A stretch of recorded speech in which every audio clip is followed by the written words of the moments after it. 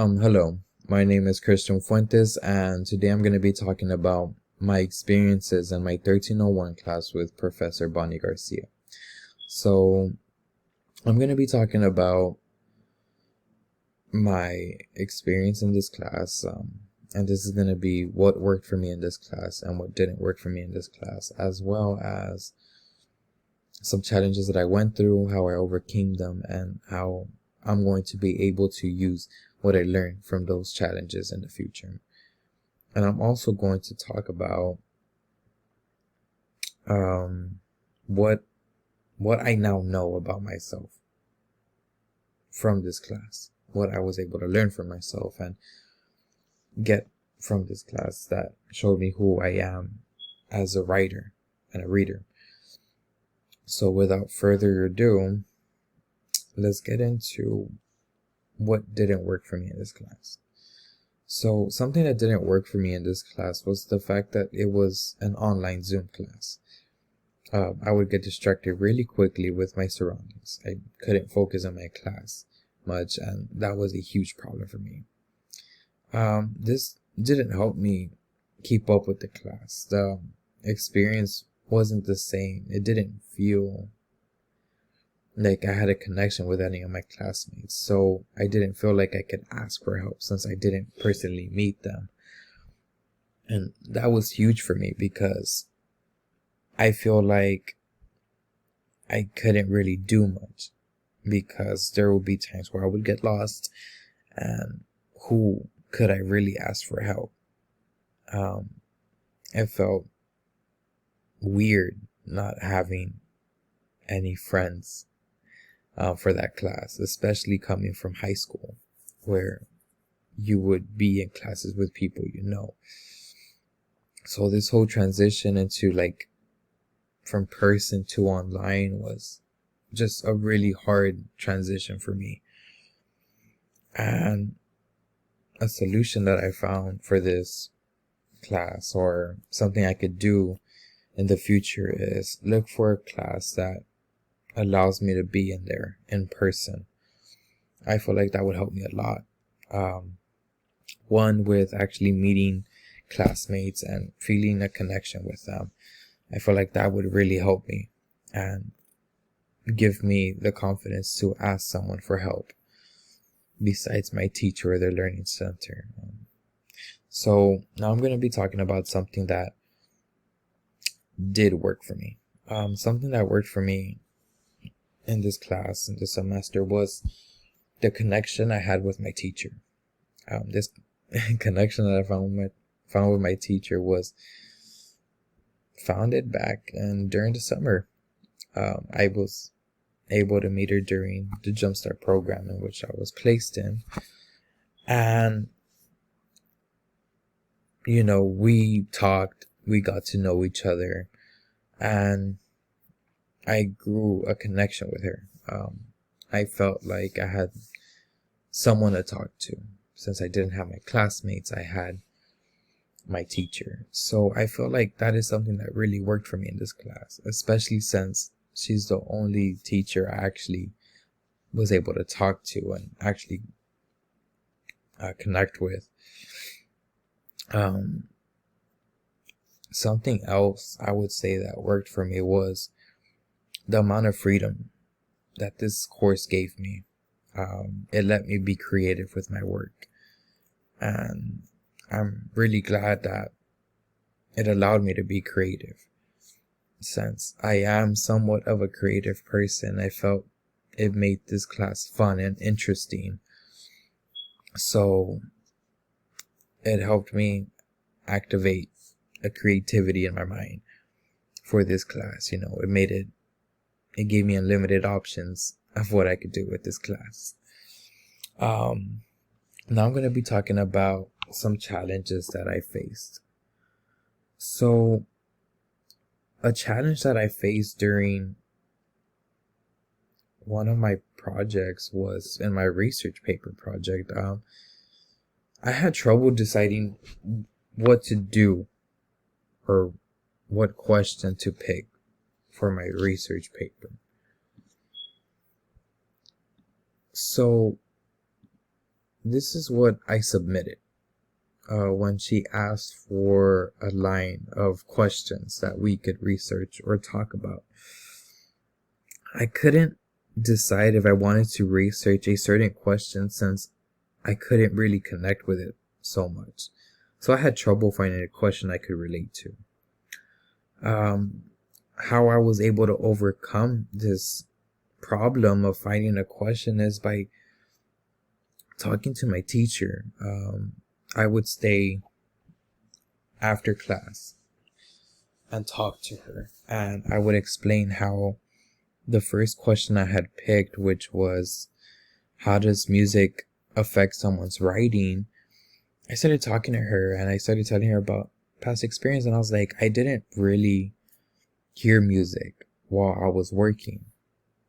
And she brought to my attention that that was the problem. I couldn't relate to my question.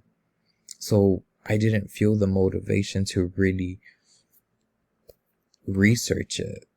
So while we were talking, I mentioned that I found it weird when I would be quiet around someone and they would be talking to me, and their reaction when I wouldn't really say anything.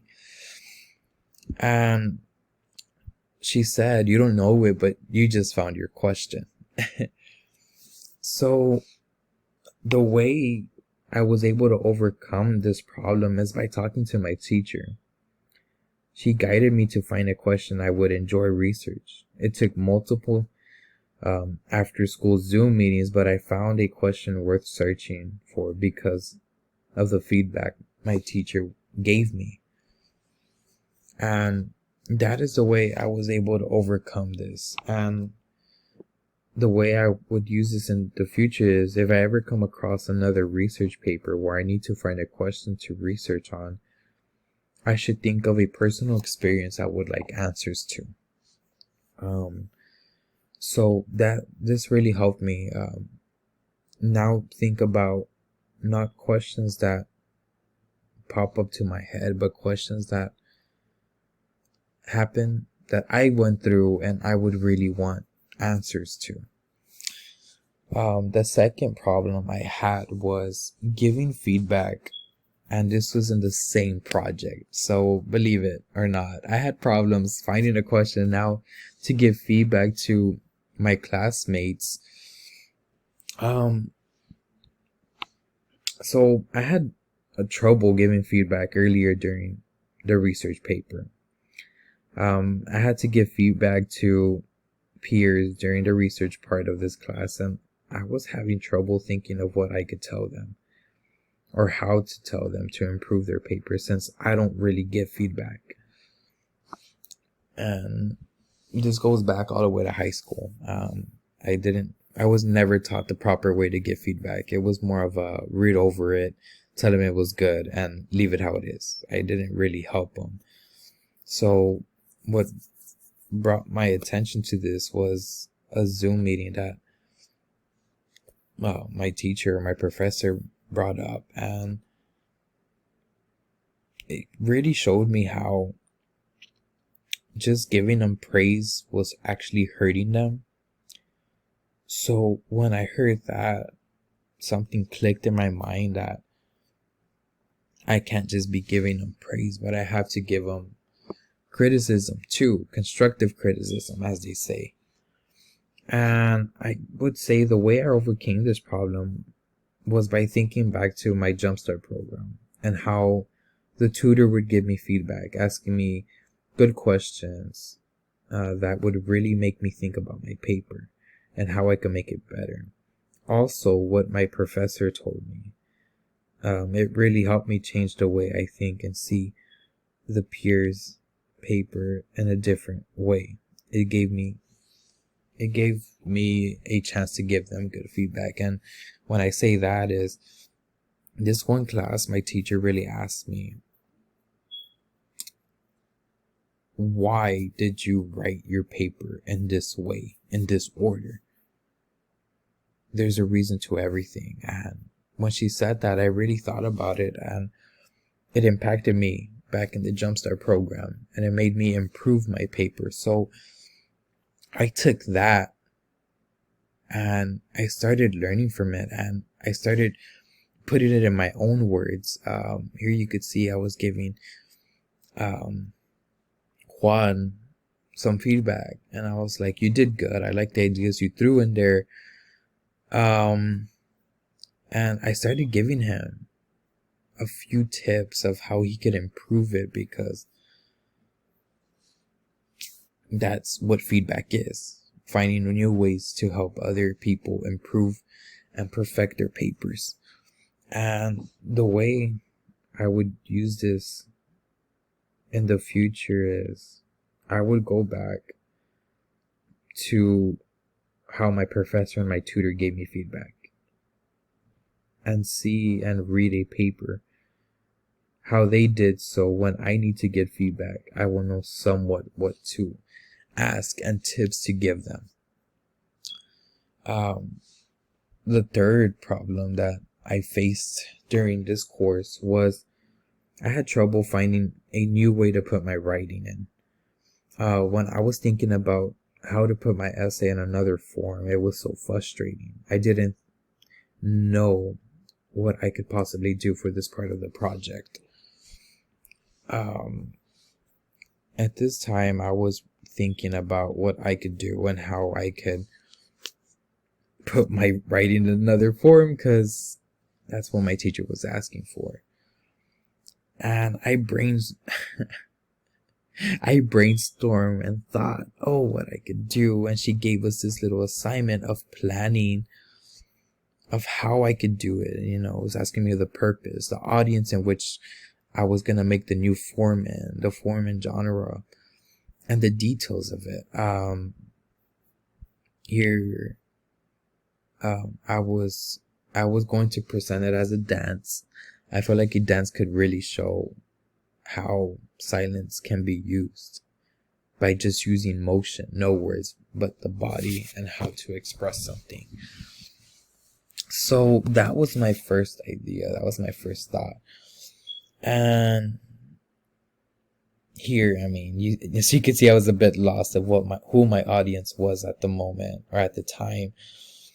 So I stayed again after class. I talked to my teacher, and she was giving me feedback, and she told me, so who's your audience? And when I told her, I guess it's just a general audience, she's like, no, that's not possible.